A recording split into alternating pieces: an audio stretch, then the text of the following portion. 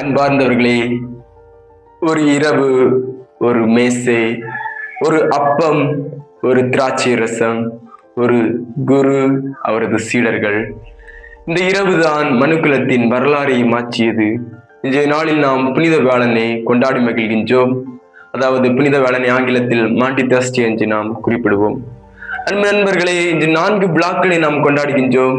ஆண்டவர் இயேசு கிறிஸ்துவின் இறுதி ராவணவு, நற்கருணை ஏற்படுத்திய நாள், குருத்துவத்தை ஏற்படுத்திய நாள், ஆண்டவர் இயேசு கிறிஸ்து 12 சீடர்களின் பாதங்களை கழுவிய ஒரு தாழ்ச்சியின் நாள் என்று குறிப்பிடலாம்.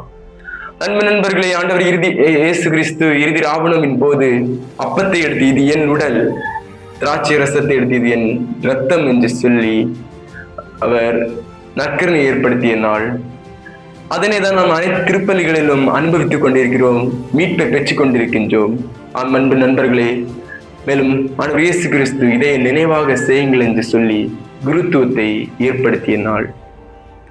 நாம் இந்த நாளில் குருத்துவத்தை ஏற்படுத்திய நன்னாளில் நாம் அனைவரும் அனைத்து அருள் பணியாளர்கள் நினைவு கூற வேண்டும். அவர்கள் செய்த பணிகள், அவர்கள் நம் பங்கில் செய்த அனைத்து நற்பணிகளை நாம் நினைவு கொண்டு அவர்களுக்காக ஜெபிக்க வேண்டும். நமக்கு தெரிந்த அனைத்து அருள் பணியாளர்களுக்கும் வாழ்த்துக்களை தெரிவிப்பது இன்றைய நாளின் முக்கியமான ஒன்றாகும். அன்பு நண்பர்களே, மூன்றாவதாக பார்த்தால் ஆண்டவர் இயேசு கிறிஸ்து பாதங்களை கழுவிய நன்னாள். இது ஒரு தாழ்ச்சியின் வெளிப்பாடு, அடையாளம் என்று சொல்லலாம். ஆனால் அடையாளத்தை விட ஒரு வெளிப்பாடு என்று நான் சொல்ல விரும்புகிறேன். ஆண்டவர் இயேசு கிறிஸ்து அனைத்து சீடர்களின் பாதங்களை கழுவி முத்தமிட்டு அவர் தன்னுடைய தாழ்ச்சியின் வெளிப்பாடை நமக்கு காட்டுகின்றார். நாம் எப்படி தாழ்ச்சியோடு வாழ வேண்டும், எப்படி அன்போடு வாழ வேண்டும், எப்படி சேவை மனப்பான்மையோடு வாழ வேண்டும் என்பதை இந்த நிகழ்வு நமக்கு சுட்டி காட்டுகிறது. அவர் பாடுபடும் முந்தின நாள் இந்த நிகழ்வு நடைபெறுகின்றது.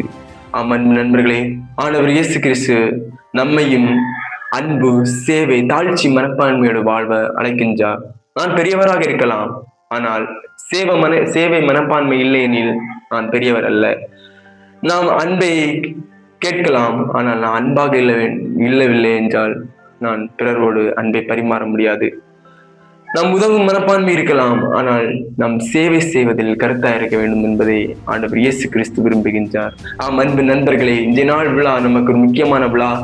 அனைவரும் அன்புடனும் பரிவுடனும் பாசத்தோடு இந்த விழாவை கொண்டாடுவோம். முக்கியமாக அன்பு, சேவை, தாழ்ச்சி இந்த முக்கிய பண்புகளை நாம் பெற்று இந்த விழாவை கொண்டாடி இந்த வார நாட்களை நாம் சிந்திப்போம்.